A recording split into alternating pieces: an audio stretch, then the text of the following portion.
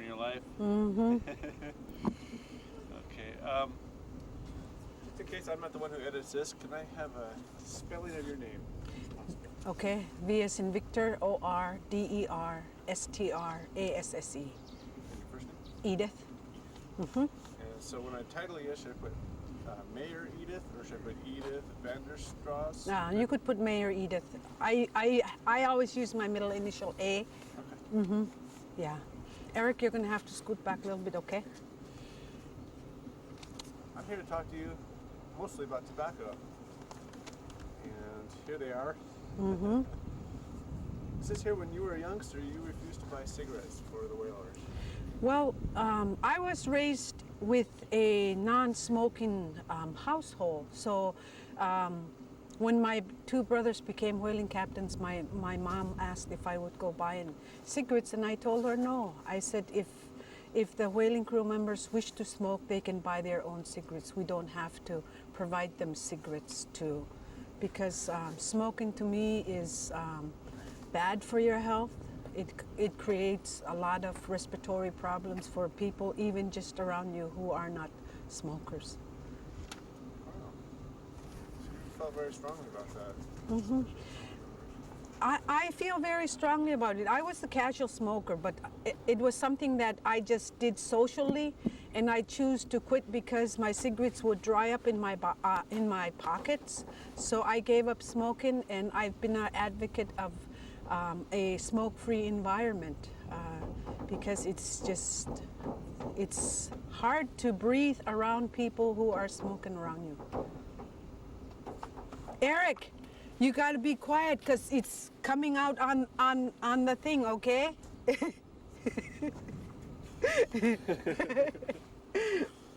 What was it when you were a youngster, who that made you say, tobacco is not good for you? Well, just, being in enclosed environments, even before, just the smell of smelling tobacco, cigarettes burning, just didn't appeal to me. Growing up in a smoke-free environment in your household has a lot to do with your decisions that you make. And my mother chose not to smoke, and she said to me when I got caught smoking as a youngster, she said, "You smoked before I ever did." And I think that has always stuck in the back of my mind. And my grandmother, who lived to be over 90, was also a non-smoker. So I had good role models. Very good. Mm-hmm. Very good.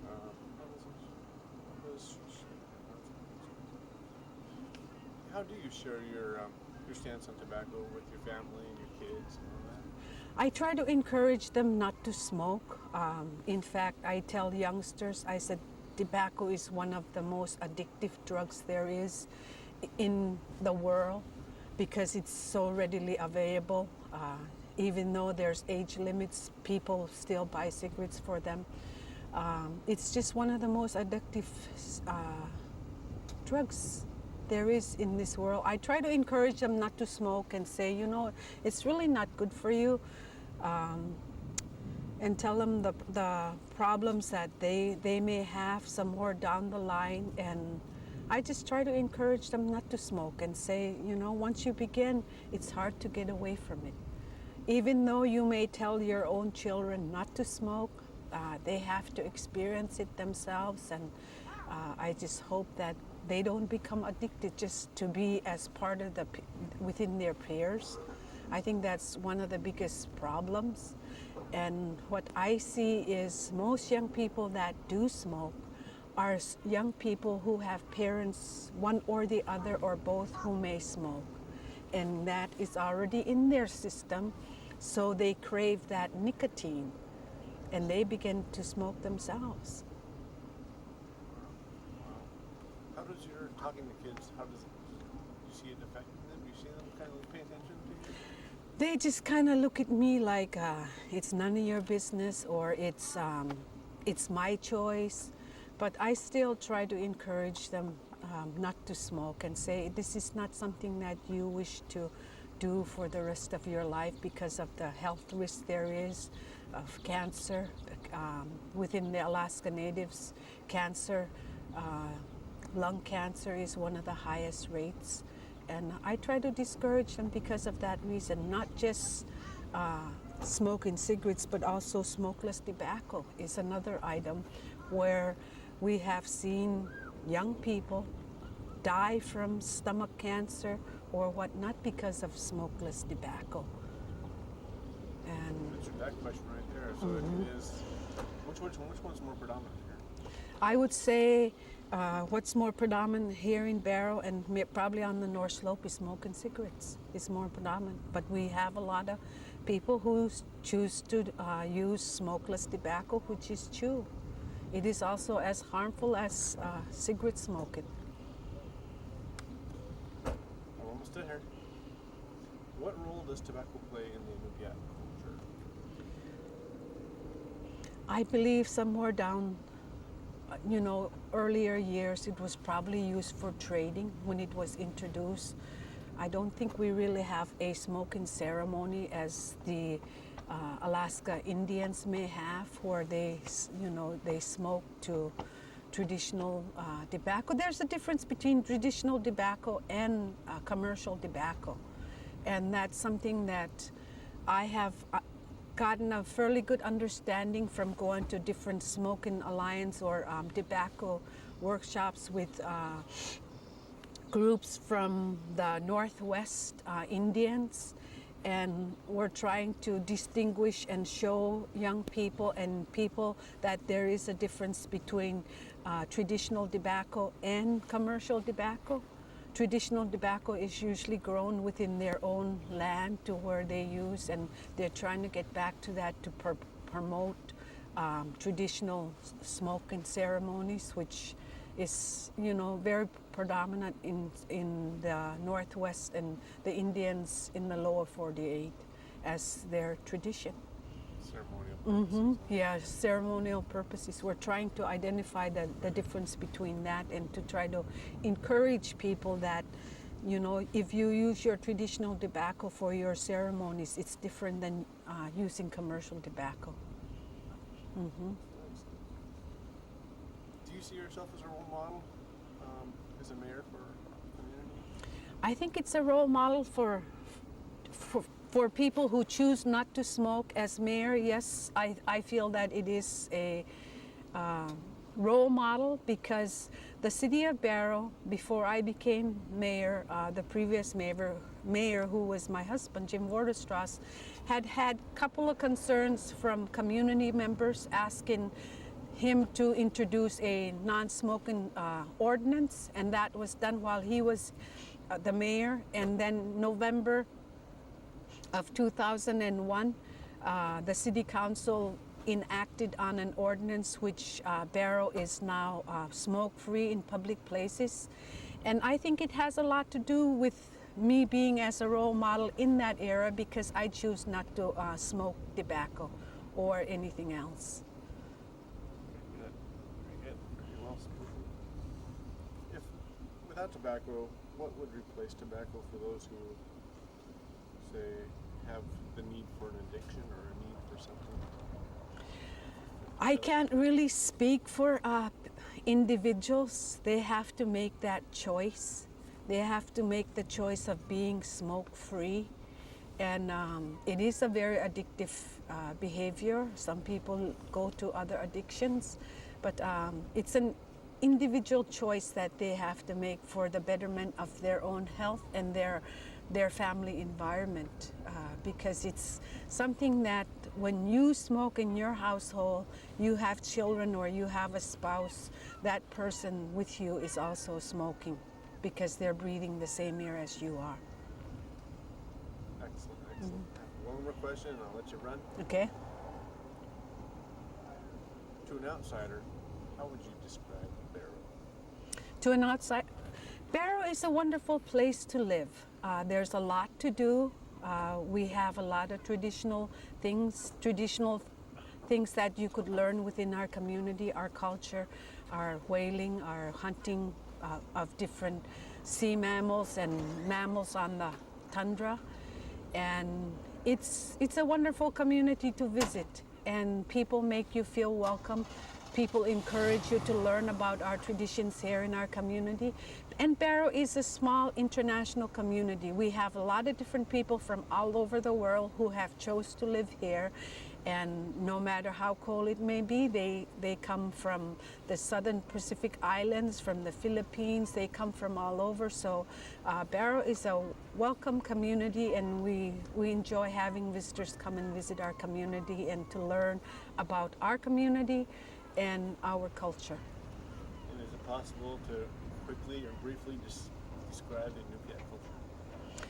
Inupiat culture is respecting our elders, our traditions, our values that have been instilled in us about hunting, and how we have to hunt only what we can eat, and to respect the animals that are out there, and to share, and to embrace other cultures, to embrace one another no matter where you come from. That's, I think, if you look at our culture, our traditions, they are a lot similar like any other culture there is in the world. I believe we all have the same goals, and that is to respect one another, to respect your land, and to respect your resources. Fantastic. Thank you very much. Okay. It's right over Walk here. with you here and ask you some questions as we walk. The best kind of interview I can do is if you can. You see me about to go in a hole or something. let me- Yeah, I'll do that. First of all, Lloyd, can you spell your name for me? Double Lloyd, Leavitt, Leavitt, And what's your title here Executive Director, of the Native? Native Village of Barrow, our Inupiat traditional government. I've been in that capacity for the last three and a half years, going on my fourth year. And what can you tell me about Barrow that not the common Joe might know? What can I tell you about Barrow? Describe Barrow for me and the people who live there. Barrow is a very close-knit community. That much I know about Barrow. I was born and raised right here in Barrow, and a lot of it is based on unity. Whenever we do our hunting traditions and wherever we go, it's based all on unity.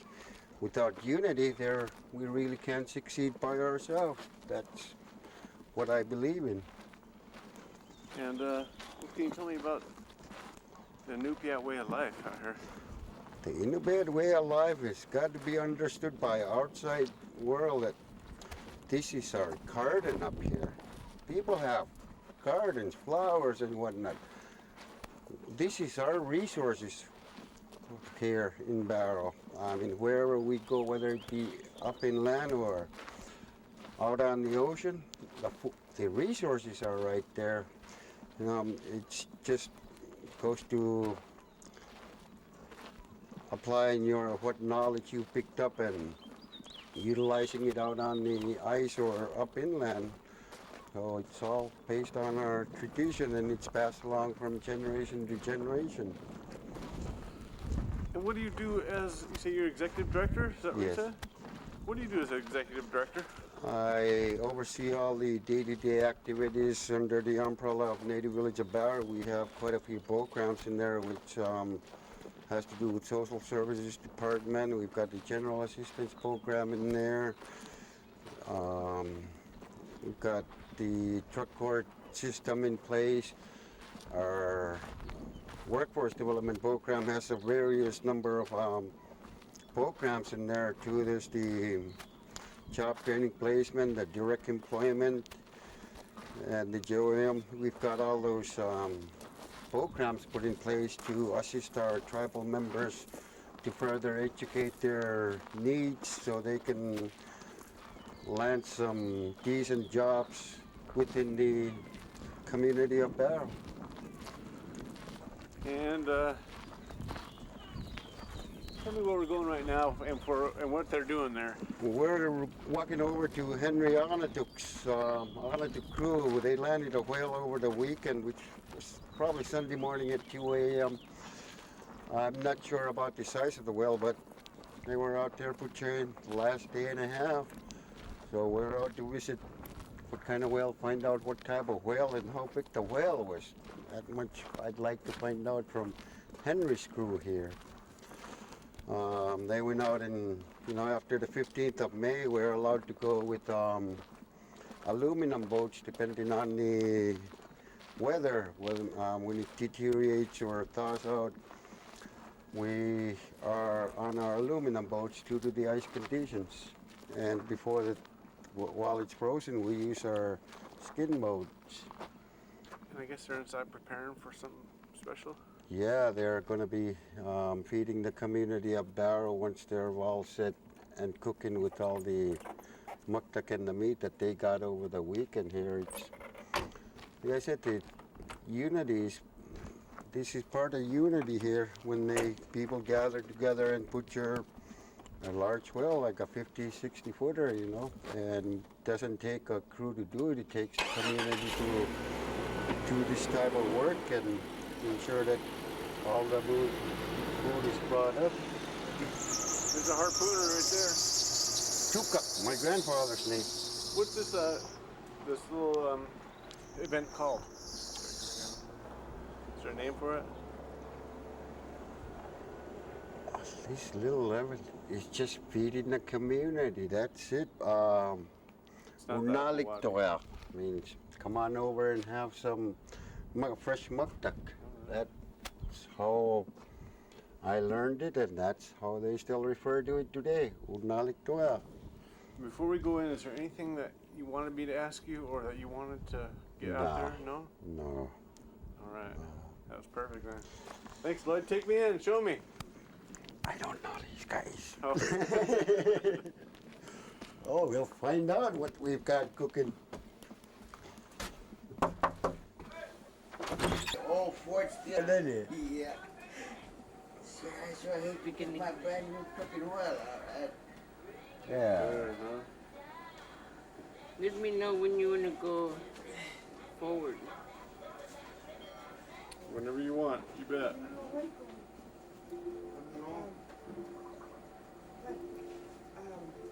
We should get some of those disposable bottles from the gas station for Yeah, we got all that stuff. Oh. That was it from the beginning. I mean, from the. and out for this one.